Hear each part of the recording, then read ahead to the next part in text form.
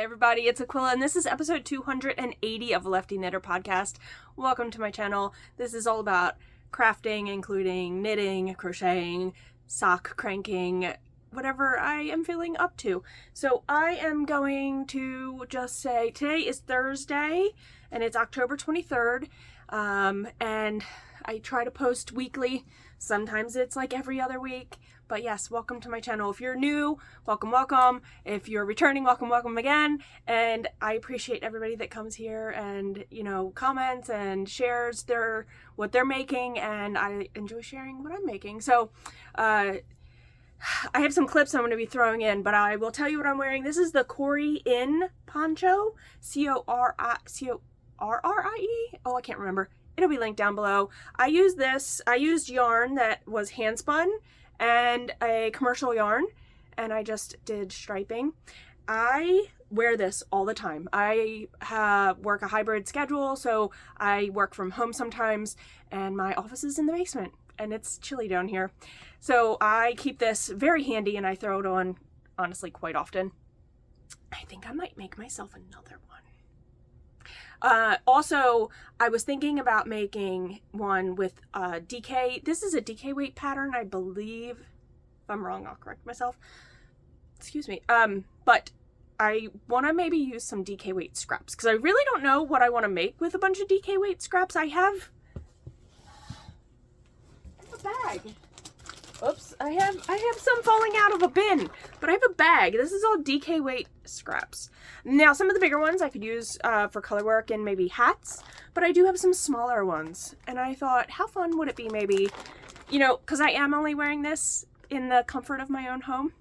I also have some Lion Brand jeans yarn. It got real popular with there was a pattern that used it, and it got real popular with that, and I have scraps from that because I actually made 2 sweaters out of that yarn. So I have leftovers, and I was thinking of striping that because it's a darker blue and a black, and I might stripe that and make that as a present for someone. I'm not quite sure. Let me just shove these back in here. Okay, so that is my thought of some future knitting. This would be pretty mindless. It would get a present done for someone. Also, for me to have a second one. I really adore this one because I did use my hand spun in it, and it's really special because of that. So, all right, we're going to pause here, and I'm going to insert a clip, and we'll come back from that. See you then. Hey guys, it is Tuesday, and Hazel wants to take this. Whoops, sorry, finger. Hazel wants to take this to give to her people, and I wanted to do a final showing of it. This is where I was the last time I showed it on the podcast, so I didn't have much more to go. And so, hi. All right, bye. Excuse John's laundry pile. Real life here. So yeah, it's a pretty awesome blanket. I mean, it's so nice. I don't think I mentioned the color. I showed you guys that it was a Caron cake. The Caron Big Cakes, I should say. And this is the colorway. Oh my goodness. Love It. That's the colorway name. So Love It. And yeah, so this is going to go in a bag with a hat. And it's going to go to a new home today. So I need to just take a few pictures. And yeah, so I'll see you guys in the next clip. And we're back. I didn't mention in the video, the name of that is the Rainbow Ripple Baby Blanket, and it is by Celeste Young. It is a free pattern. It is one of my go-to baby blankets. It's quick, easy, and I love having a quick project like that as a crochet project because it is very therapeutic for me. So there's that. So I am going to show you guys real quick some cranked socks. These are oh goodness, I didn't get my notes on this. I apologize. You get to see my sweater close up. Okay, or my poncho. This is pair number 40 and 41, and I used this as a cranking video. Sorry. I used this for a cranking video to show how you do the socks on the top of how you do short row toes on the top of the foot so the stripes or color gradient continues across the top of your foot, because when you crank a pair of socks you still have to close them by hand, and you can do that by doing your short rows, like do your short rows and then increase, and then you're Kitchenering here, say that's a foot, or you can do your short rows here, increase your short rows on the top, and then you Kitchener across the top. So if you do it the first way, your color will continue. So that is what I was showing. I have Urth yarn. This was gifted to me. This was a 1 pound cone, and I don't know how many pairs of socks I'm going to get out of this, but I've already made 2 full pairs, and it is 100% wool. So I decided I wanted to hold it with Lycra, which I'm going to do another video coming soon showing that, showing the Lycra comparison, because also when I cranked these socks, I put heels in of a different color, so the color would stay continuous when you're cranking.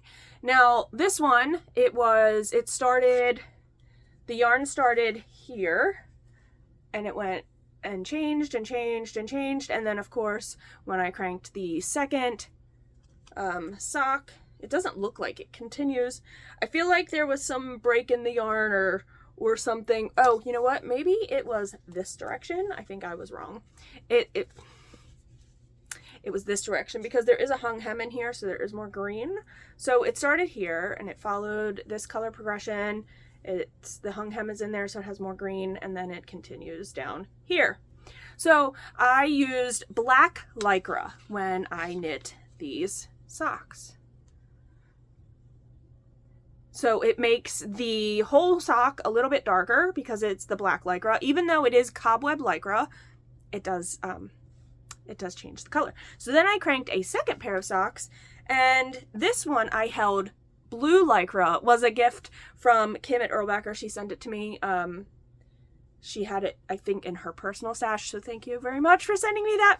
And then this pair, gosh, it would have started probably with this one and went in this direction, but this is holding blue Lycra. This is a Knit Picks stroll ball that was like a heathered purple, and you can kind of see those hints of blue Lycra in it. It makes the blue stripes even more blue. So let me hold up an example of almost the same color.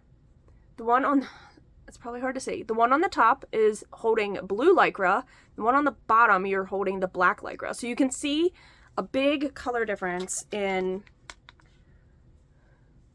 the green with the black. You can't really see the blue in there. And the blues look a little bit darker and not as vibrant as they do with the blue Lycra held in it. So you can really see the difference up here too with the black Lycra. It makes the whole sock a little bit darker. If I hold the one that has the blue and that same kind of color area, you can see how much darker it really is. The one on top is blue, the one on the bottom was the black. So I'm going to do another pair with white, and I'm going to show you guys that too. But that's going to be I'm going to make a whole separate video, so I didn't want to go too crazy. But I did crank 2 more pairs of socks. So there they are. I also decided I wanted to crank a pouch. Like, you can use it for whatever you want. Like, my littlest has one, and she uses it for change and money. And so this is cranked on my machine. I do a flat fabric at the top, so I can insert this piece, and I sew that up. So then I just crank a tube, and I Kitchener the bottom. And this was that colorway Cozy Bookshelf from Frogget Yarns. And these clips I got from Amazon. I have a few in here, and what they look like this. If it will come apart for me. It looks like this. And it has a pin. I have a bag of pins. The pin goes through there, and it snaps shut. So that way you have this piece on the inside. It's really hard to make it do what it's supposed to do when you don't have it clipped right, but that's how it would open. So yeah, I can't get it to do it at all. Not in the thing. That seems crazy. Okay, I'm not going to keep fiddling with that and waste your time. But you can see that it does work, and it snaps shut. So, boop. These are fun to make, and yeah, little treasure bags. I don't know what you want to call it, but these are a lot of fun to make. So, yeah, that's what I've been up to. I will probably insert another video after the end of this right now, and then I'll be back at a later date to show you the finish of that project and to round up this episode. So yeah, that was a lot. I talked fast. There wasn't a whole lot to show you, but oh, Mia wants to make an appearance. Mia, hello, what are you doing? This is our other, she's not gonna be, say hi. She doesn't come down here and make an appearance, so there we go. That's Miss Mia Wallace. She is rubbing on the stool that you guys are sitting on. So, all right, I'm gonna go, and I'll catch you guys in the next clip. Okay, guys, it is Wednesday, the 22nd. This is the Knitting Badge Neckerchief by Niklas Heed, and I'm gonna block this out. Hopefully it blocks out much bigger. Please don't be crazy. You say hello. Hello. Okay, now go finish getting dressed, please, for school. Go. Okay. But I'm going to block this out. I wet it. I soaked it this morning. It's supposed to... Is it wet? It is wet. It's wet. Yeah. It's going to get... Right now, pre-blocking, it's 20 inches. And I'm hoping to get a little more out of it because it's supposed to get to like 30-some inches. It all depends on how big you really want it to be. Question. Go. Are the holes here because of Luna? The holes are here because of these pins and because of Luna, because if I leave these, our cat likes to scratch them. So yes. All right. Yes, that's a Luna. All right. Goodbye. Love you. So I'm going to block this and see what I can get it to. But I'm excited. This is yarn from Frogget. It's a tweed. It is the hazelnut colorway. So...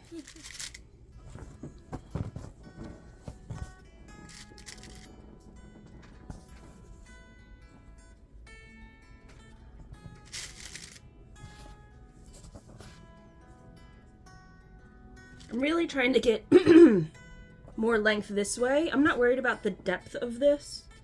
So I am going to, I pinned it out pretty much all the way across this board. I'm not sure my camera angle, how much you can see. But it's, it's supposed to not be gigantic. But again, sorry, I do want the width of it to be wider, so I have options of tying it around my neck in different ways.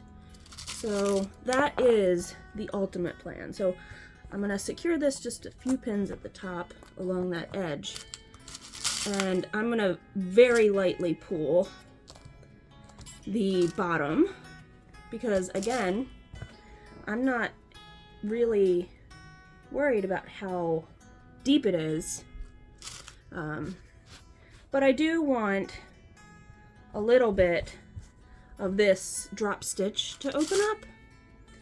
So I'm just going to pin it very lightly because I don't want to have points along the edge too much. So honestly, I don't think, maybe I won't do any along the edge. If I do any, maybe I'll do them inside of that last drop stitch so it doesn't pull the edge out and give it a point. I don't want it to look like a pico-y edge. So I think that's my best bet is doing that. Because I don't think it's going to show like a little bit of a wave. Because once you have it on. So, alright.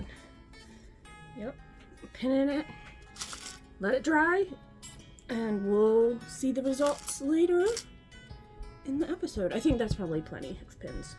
I don't need to go overboard on this. Okay. Yay! Hey everybody. It is now Sunday, October 26th. Sorry, I'm going to take my shoes off here and get comfy. It is, the 26th of October. Did I finish saying that? I don't know.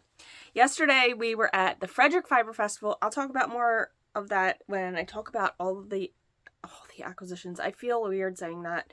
I normally don't buy a whole lot, and this year between John and I both, there was purchases. So before this, you would have seen a clip of I should have looked the pattern name up. It'll be down below.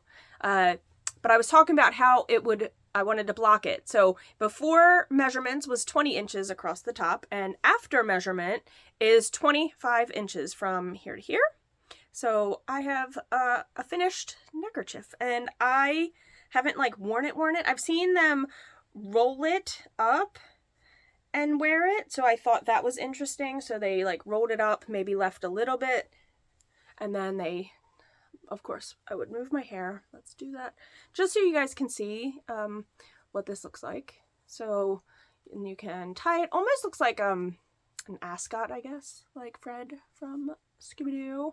That's the only person I know that I can like say, oh yeah, an ascot worn by blah blah blah. So here it is. You could also wear it tied to the back and have the thing in the front. I will show you that in a minute, but my favorite way, I was wearing it the other day. I have a ring upstairs that I don't wear all the time, but I'll have to take something off to show you. And how cute is that? How cute is that? I thought it was really cool. So I really enjoyed making this, and let's take it off and I can show you. There is a front and a back because the center spine does have a knit stitch that goes down it. So you could also wear it around the back. I'm going to end up tying my hair into this. I know it. I'm not going to tie it real tight. Just to give you an example of, you know, just a cute little decoration, right? It's a cute little decorative piece. So yeah, I really enjoyed making it. Now, I did use a sock size needle, like a US 1.5, which I believe is 2.5 millimeter. I believe that's right. So I cast on another one. Now this yarn, I believe this was gifted to me, and I'm almost positive it was gifted to me. So I made another one. I haven't blocked this yet, but here's the yarn. Now with this one, I used a US 4 or, oh dang, I don't have the thing. It's a US 4. So whatever the millimeter is on that, I used for that. So I haven't blocked it. So of course I will block it. It's going to stretch pretty good. Right now, pre-blocking, if I remember to tell you guys in the next episode what it is after blocking, but pre-blocking, it's also around 20 inches. So I'll block that. I'll probably get a few inches out of it. And yeah, I just thought opening up with a bigger needle would be a really nice, give it a really nice like drape and or fabric to it. You can tell how much, if I take this off, I'll just hold the tops up. Now I did more repeats. So I'll just count the bands. I'm going to count the bands. I have 1, 2, 3, 4, 5, 6 bands on this one. I believe I did way more on this one. Let's see. Did I count the top? 1, 2, 3, 4, 5, 6. Yep. So the top is 1, 2, 3, 4, 5, 6. I did one more repeat on this one, but the needles were smaller. So when I hold this up, the depth is about the same. So when I block it, it will get bigger. But I did more repeats I had to do more repeats on this one. You can see there's a pretty good drape. I really enjoyed making these. And for scraps, I weighed this one. I think I was like 25 grams-ish. I haven't weighed this one. So I will put that in all my project pages when I post these. So if you're looking to have ideas, quick little projects. And I love the idea of like, you could buy like a cute silver ring, or not even like a ring. You could probably buy something that's similar. You know, they have, I guess for boleros, right? Isn't not a bolero. What are they called? I'm not going to remember, and that's okay. They have all different things, jewelry findings you could probably purchase at stores to use to hold it instead of tying it. I really liked the way it looked with my ring on it. Or if you, the person you're gifting it to has a ring that they want to put on it, that would be okay too. The only other thing I have to show is I had started a sock as an easy project for, we went Halloween camping. So we went Halloween camping. It was a great time. It's like freedom for my 10-year-old. It's pretty awesome. Like she has we have walkie-talkies at the campground. She goes off with her friends and they hang out and they go to the playground and they go spend money at the store or whatever they're doing. You know what I mean? And so I needed, I wanted to have easy knitting. And so I cast on this. So this is, I'm doing it on 9-inch circulars, my go-to, so I can do an afterthought cut-in heel. So I won't mark it, I'll just cut it. I have measurements that I use, and I will cut it and put in the heel. This is Woolens and Nosh, and this is Snowy Day. And it came with the mini, so I decided to do the pop of color at the top. I really love that. And when I cut the heel in, I will do the heel also in the pink. So the whole sock, I'll knit from cuff all the way to my toe, and I'll Kitchener the toe shut, and then I'll cut in my heel appropriately. So I like to, when I fold my socks in half, I like the cuff to be, or the leg part to be the same pretty much as my foot. That's kind of my go-to. So when I'm measuring, I have a foot, I have a thing of my foot, and I use that for figuring out where to put my heel. It also helps me decide on how long to make my sock. I should just measure a sock at this point so I can be like, oh, I need to go like 16 inches or whatever that is.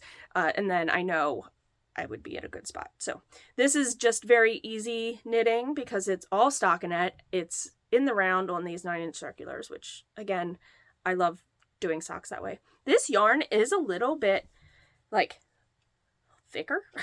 It is a Targhee, and that's probably why I actually really like it. It's real, I wouldn't say it's toothy. It feels more, it is a superwash Targhee, but it feels more like a non-superwash yarn.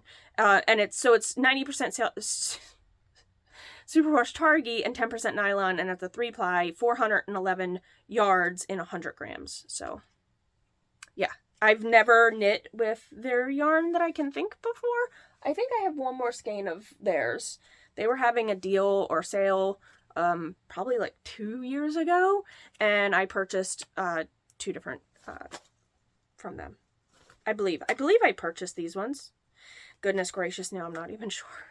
But that's all I have that's like actual projects. I worked on my Fierce sweater. I didn't bring it down. I need to reblock it or something and really decide the length of the body and the length of the arm before I do the cuff.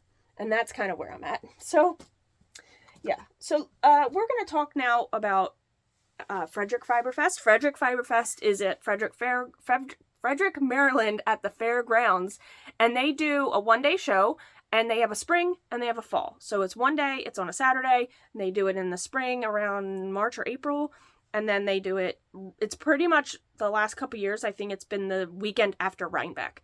So that's where we are for that. Sorry, let me just put these away. So okay. So I'm not going to lie, John made a lot of these purchases. I made some of these purchases, but he bought me some stuff, and that was really sweet. My knitting, one of my friends in my knitting group was able to go with us, so it was her first time going to Frederick, so that was really awesome. And yeah, so I'm not going to like go super slow and talk about each company. I'm just going to show you what was purchased. There was also other stuff purchased. We bought cheese spread, we bought pickles, we bought cheese, goat cheese, we bought, Hazel got a candle and some body butter, and I believe that's everything we bought that's like not yarn stuff, I think. So first off, I've purchased stuff from Companion Fiber before. Really quick, she also does or has done in the past, monster of a show. She has monster kits, and they're super cute, and Hazel has one that we purchased, and I made it for her. But Companion Fiber is out of West Virginia, and when she posted this colorway, I knew I had to have it. I've been here before. It's called Dolly Sods, and I knew I wanted it. So that's the label, Companion Fiber, and there you go, Dolly Sods. So I do have a lot of singly skeins because these are probably going to be socks for me. Yeah, they're going to be socks. They're going to be socks. Okay. And then Yarnsmith, every show I see them at, they always have a color. Well, usually it's fall. Frederick, I see them a lot. They do a show colorway and a Christmas colorway. And their Christmas colorway this year was Oh Christmas Tree. I haven't did their other yarn. I have their other Christmas yarn. I believe it's in here somewhere.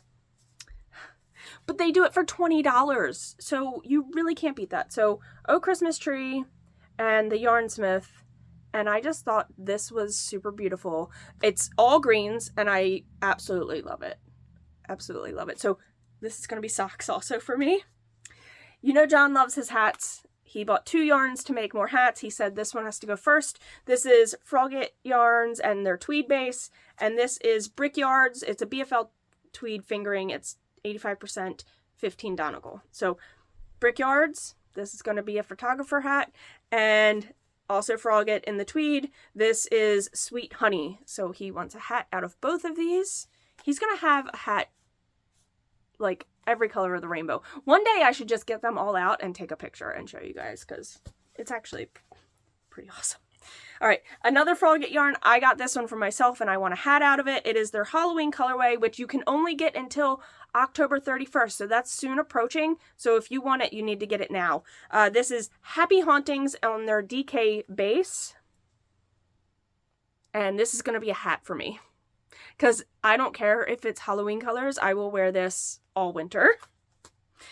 That bag is now empty. And the bags were purchased too.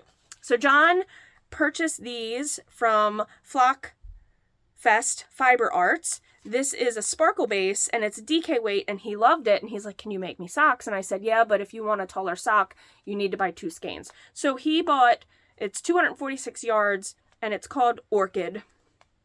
And their logo is right there. And so he's going to get socks out of these.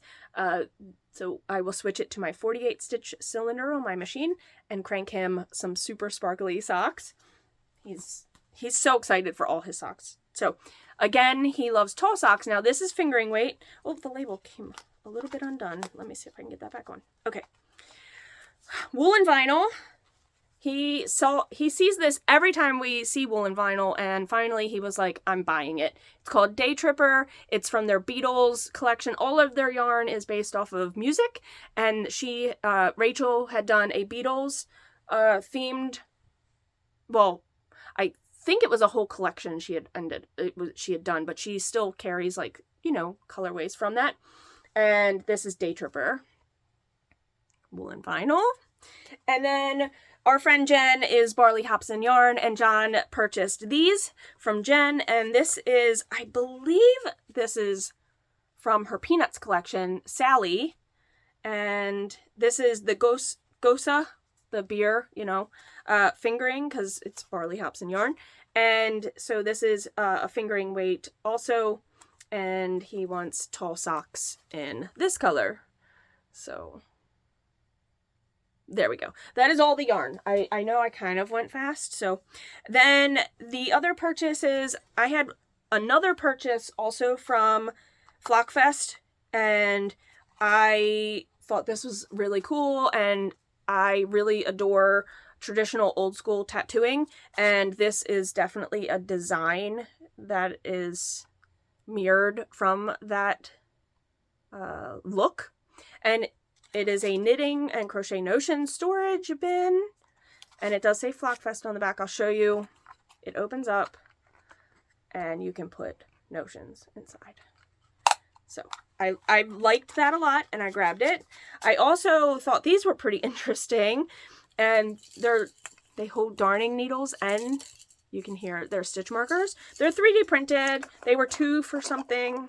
I don't know the booth that I got them from. I apologize. But yeah, I bought 2. I think I might use them as like a giveaway or a gift. I'm not sure. So there's those. Then John also got me this sticker. No, I will not knit that for you. And I thought that was amazing.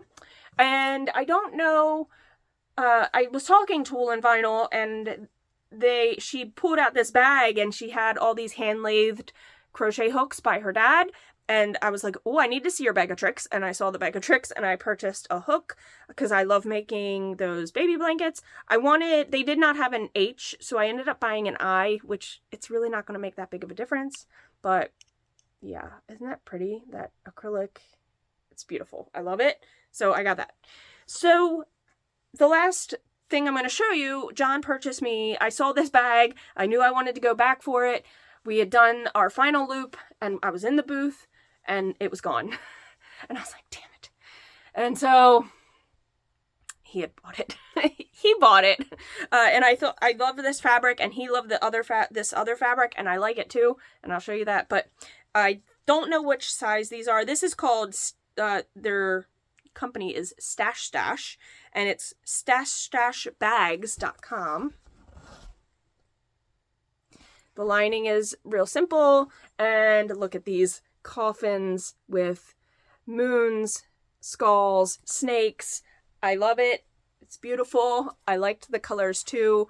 It's pretty big. I had half of the yarn in this and half in the other one, so whatever, how many, it's probably like 5 skeins. Now you wouldn't fit a project to end 5 skeins, it would be a little much for that, but it's a pretty big bag. It's pretty big. And the other bag is really cool. The inside fabric, it says love is love, Black Lives Matter, kindness is everything, science is real, women's rights are human rights, no human is illegal, and then it repeats the love is love, blah blah blah. Blah blah blah, I shouldn't say that, but it has that inside, and the outside is all different women and things that they are known for. So there's Dolly Parton and it says give, and it has all different people. So there's Ada Lovelace. I feel terrible that I don't know every person on this bag, but there's Toni Morrison, there's Michelle Obama, there's Hedy Lamarr. The one that I was really excited about, George O'Keeffe's on here, Lucille Ball's on here, but Juliette Lowe is on here. Girl Scouts. Juliette Lowe. I thought that was so cool. And the other side has people also, Frida Kahlo, Carrie Fisher, Rosa Parks, and it's just beautiful. It's a beautiful bag. I've never seen this fabric before. So I thought it was awesome. I thought it was awesome. So there you go. Like empowering women, inspiring women, etc. This was really neat. So that is my haul. So I apologize. I am going to have very little video at the end. I got to meet some people that I've met in person before, but we hung out and walked around and whatnot. And I'm going to see if Chef Hazel wants to come down and give us a little talky talk.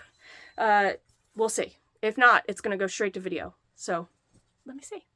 So I do have a Chef Hazel with me. We talked about giving you guys just one thing that she's learned. And we're going to do that because I forgot. I didn't talk about books. She has some books. So she has some recommendations too. Okay. Cooking class. This month, what's the theme? Spices. So, the big thing you learned. What's the difference between an herb and a spice?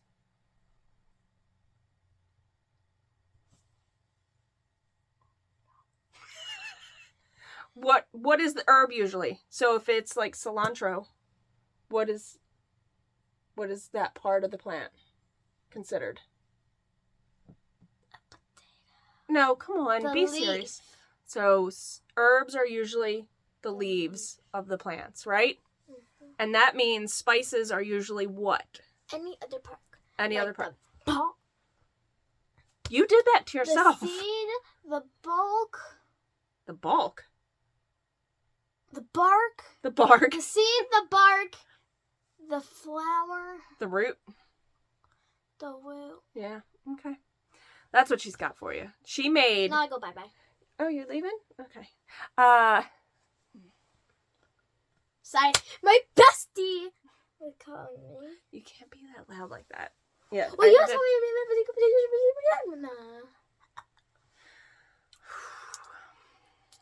be Okay. Do you like my bookmark? Oops. You drew it. Because... No, I farted on it. Stop. You are not going to be allowed back on here. I'm serious. Like, this is not okay. What did you read that inspired your bookmark? This book. Read at your own risk. By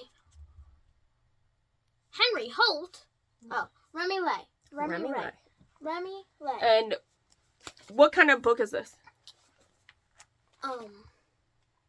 Is I this forgot what it's called. Is this considered a graphic novel? Oh, this one's not really a graphic novel. It's like something about diary. It's a diary. It's like diary style. And the person that made that also made this book. It's called The Ghost Book. This one is more like creepy.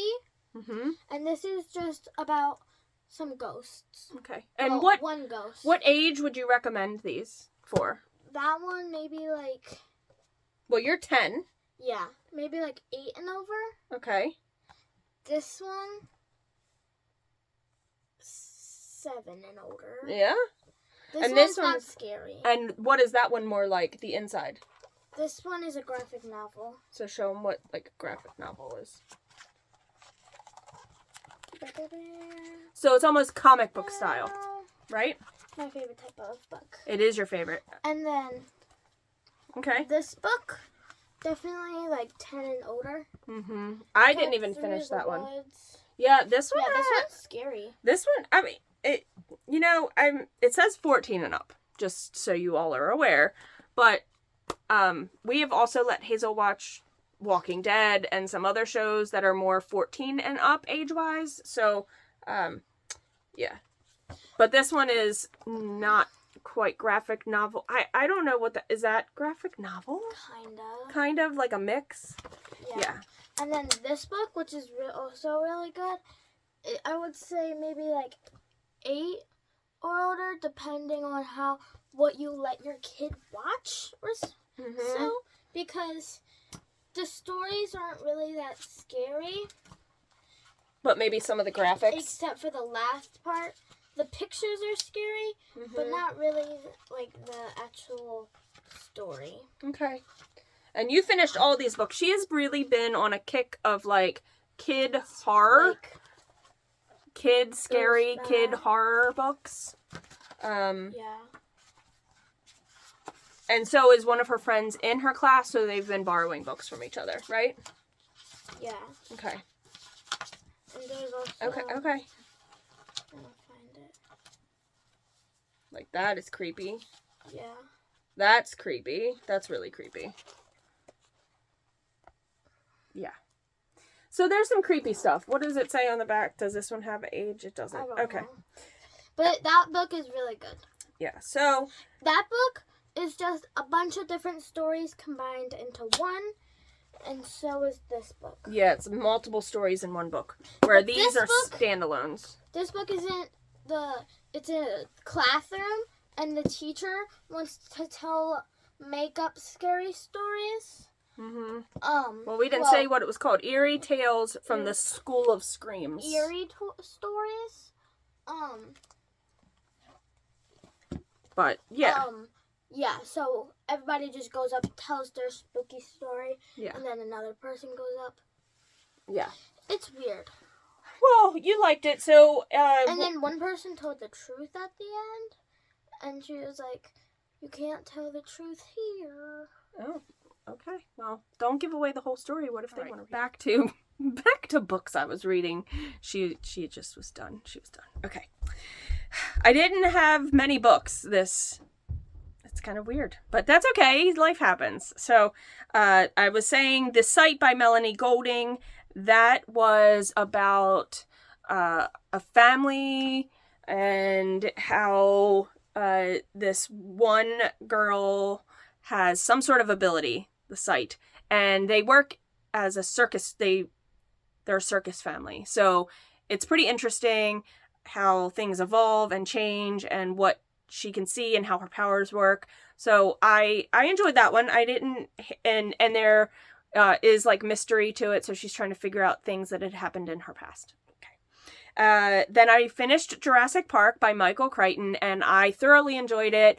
I really loved reading the book since I had seen the movies, and then it's just kind of crazy how he'd only written 2 books for Jurassic Park, and there's like, 7 movies or something, but they used stuff from the first book in this latest movie. It was really, I enjoyed reading the book because, like I said, I had never read it. So then I read The Haunting of Hill House. Now I need to rewind just a tiny bit because I had talked last time about the book The Devil and Miss Davenport, and the author had a note at the end, or she talked about how she came to write this book and about the woman in the book, because the woman in the book ends up writing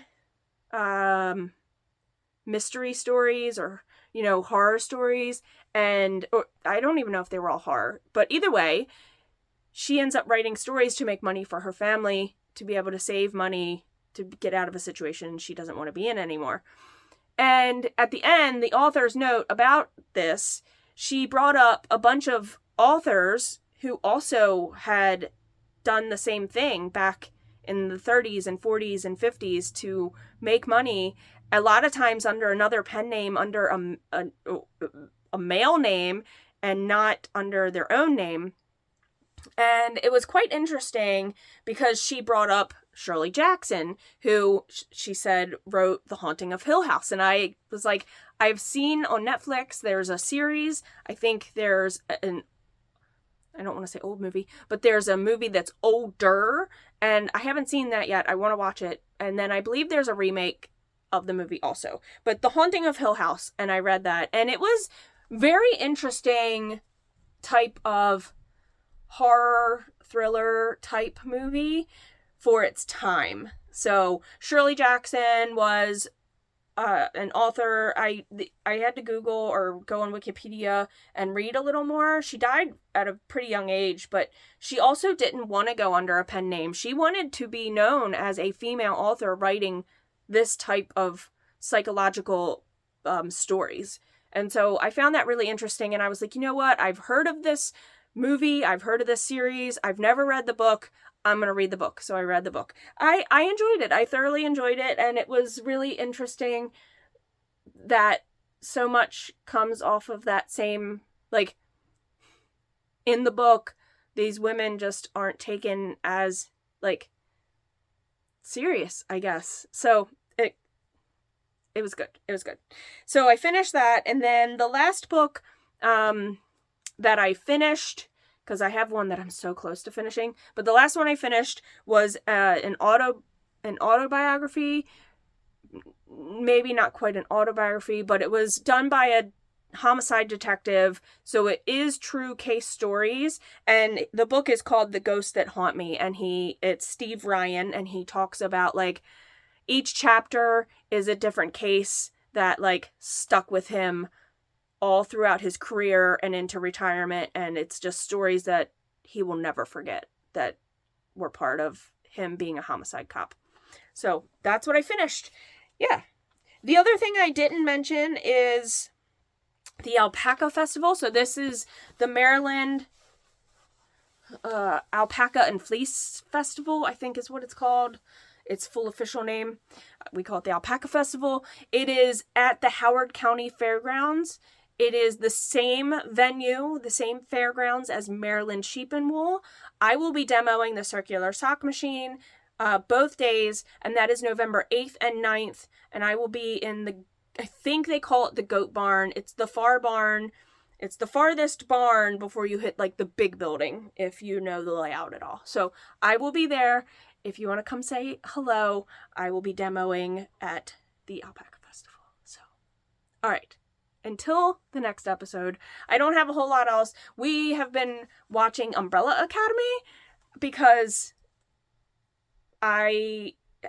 somebody had told me it was good and I had nothing to watch, and I watched the first 2 episodes and I was like, oh, I think my whole family will like this. So I ended up rewatching the first 2 episodes again with my whole family, and we are now on like episode 6 or 7. I'm not quite sure.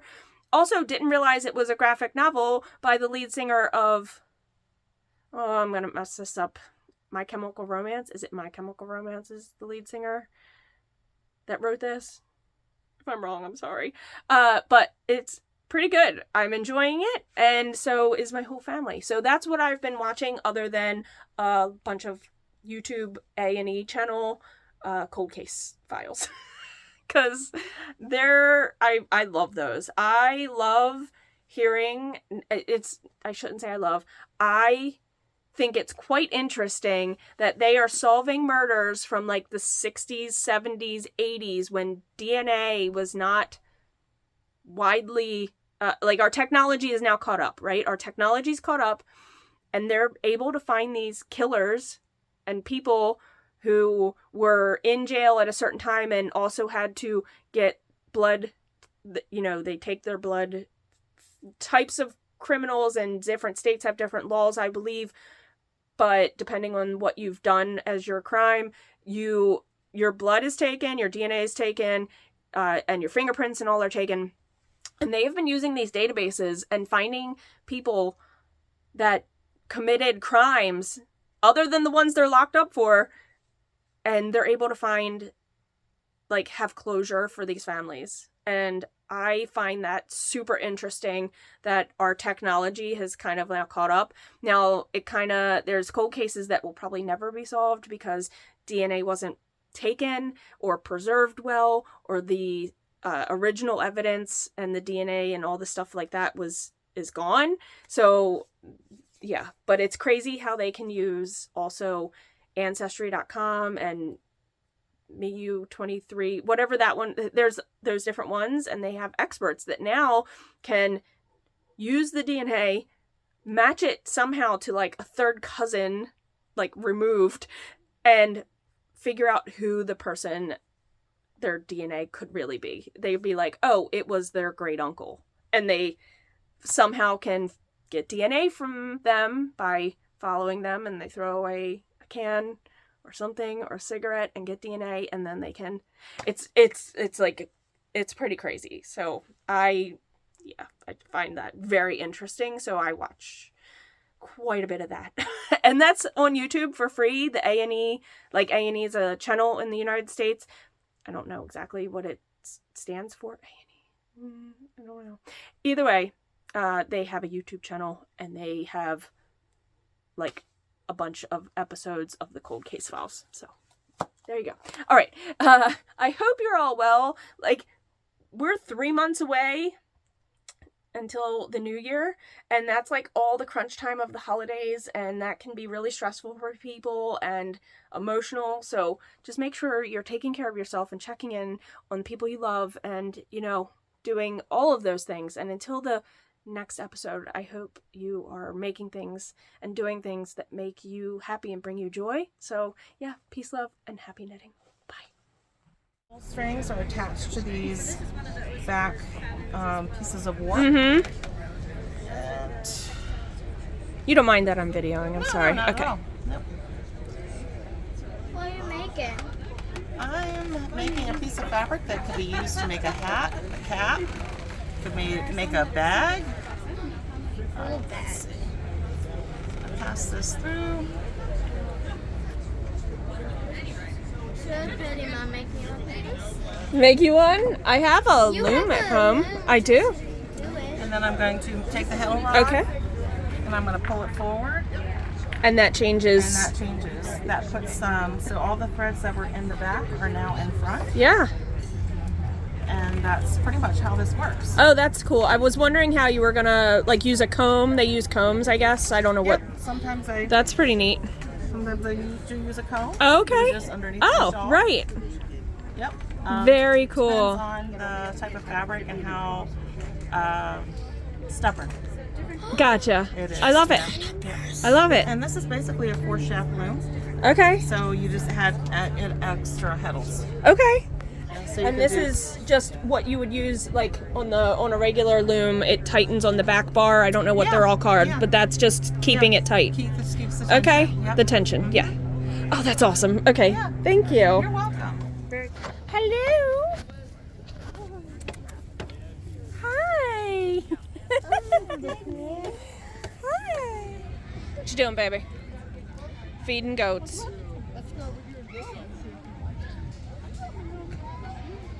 Oh boy, feeding the cow. I know you're happy about that.